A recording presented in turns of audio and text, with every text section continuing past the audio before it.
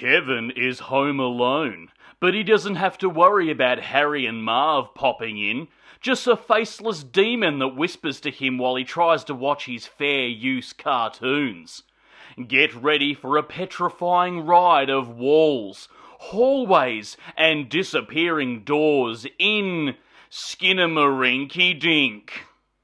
Hello there, you loose units, and welcome back to another episode of Spicy Boy Reviews. I'm, of course, your host, Andrew Isles. That's right, a new indie horror released worldwide, Skinnamarink, written and directed by Kyle Edwards Ball.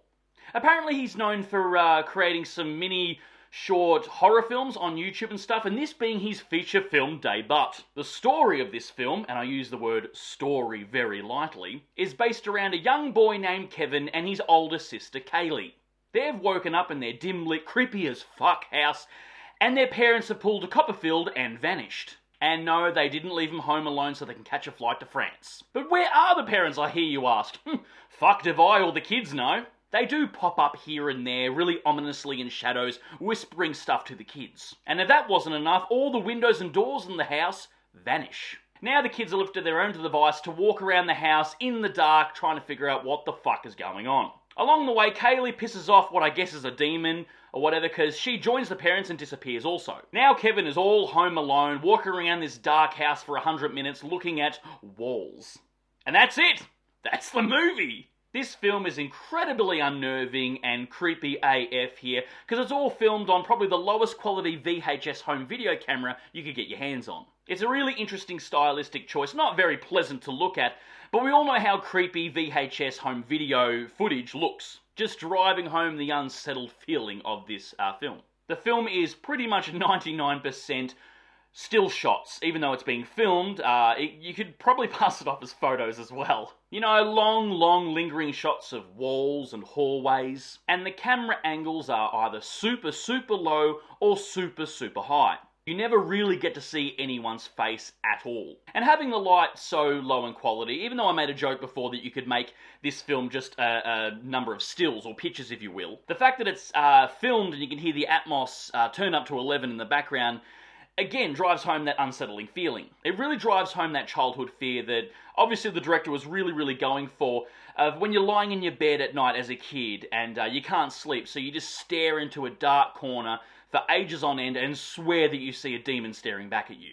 Because the camera does linger on dark corners for way too long, but you swear you can see something, or, you know, things are moving. And of course, we do get a few jump scares here and there. Again, the camera is lingering on something for way too long, and then bah! A bright light just saturates the screen, and there's a real chill, ear-piercing sound that just makes you jump out of your chair and forces you to swear at the screen. This film has an incredible amount of buzz online, especially with the horror community. Like I said at the start of this review, this is Kyle's first feature ever, and he did the whole GoFundMe thing and got $15,000 to film this. And anyone who puts their front foot forward and tries to make their own art is commendable. This should be celebrated, and it's his first feature film. Like I said, it's getting a worldwide release and it's coming on streaming service. Last time I remember that happening, of like a minuscule horror film that gets a worldwide release and has this amount of buzz, was The Blair Witch Project. However, I must say, calling this a film is a bit of a stretch. It's more of an experience than a movie. This film no doubt will piss off a lot of people. And of course you'll get the antithesis of that, of fart-sniffing pretentious arseholes saying, "You just didn't get it." And that's okay.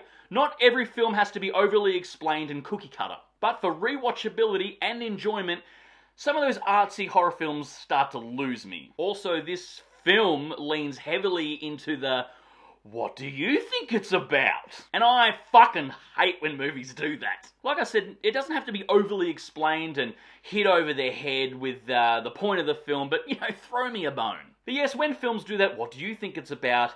and you can kind of tell the director doesn't know what it's about, then it's just wank. However, I do think that Kyle knows exactly what this film is about. And I think the film did actually throw me a bone. I did get heavy vibes of sleep paralysis through this, which of course is terrifying. It's very unsettling, unnerving, super tense, and invokes an absolute nightmarish feel. But for the sake of making sense of things, because I'm a human, I review movies, I'm going to explain what I think the film is about. And for those of you who didn't read the title of this review, here is some potential spoiler alert! The theory that really sticks out to me is that Kevin is in a coma. At the start of the film, we hear Kevin's dad talking on the phone to someone saying that Kevin fell down the stairs and I think was taken to hospital. And they believe it happened while he was sleepwalking. The mother is distraught, all we're told is, and she's ambiguously blaming herself, I believe. And when she does get a creepy little scene popping up, you can feel guilt coming through. When all this creepy shit is happening for 100 minutes, Kevin can hear his family talking to him even though he can't see them. And when we do see a face finally in this film, the eyes and the mouth are missing. He's stumbling around in the dark trying to find an exit, a la possibly trying to wake up from the coma. And just before the end we get a timestamp for reasons. The timestamp says 572 days. Why? Who fucking knows? I think that's how long he's been in the coma though. But again, it's a theory, and I think it's the only one that makes sense to me. But yes, the film has a very thin story, very thin, and as I said, it's more of an experience than a movie. Like many have stated online already, this would work way better as a short film, like 30 to 40 minutes, perfect. But yes, it does provoke this nightmarish feel, they're trying to find an exit, it's giving you anxiety. Gave me the same feeling that I felt when I was watching Darren Aronofsky's Mother, where it was a nightmare fever dream. It's a different kind of horror, this film. It's one of the mind. But yet, not one that I will watch ever again. I've experienced it, now I move on with my life. But well done to Kyle Edwards Ball for having his first feature film getting released around the world, having this much buzz around it, and of course getting released on streaming services. Well done, sir. I salute you. No doubt he's going to go on to have a successful career in horror. And I guess with this film being the talk of the town online, all art provokes conversation, which this film definitely has. But yes, that's my review, or discussion if you will, of Skinamarink. Write down below if you've seen it, or if you're excited to see it, or if you don't give a shit. And of course, if you made it this far into the episode, please give me a thumbs up because your love and support keeps me going, because I just love movies, and I assume you do as well. And of course, don't forget to hit that subscribe icon because we give it episodes weekly, and we'll see you back here next week for the next review, and until then, stay spooky, kids.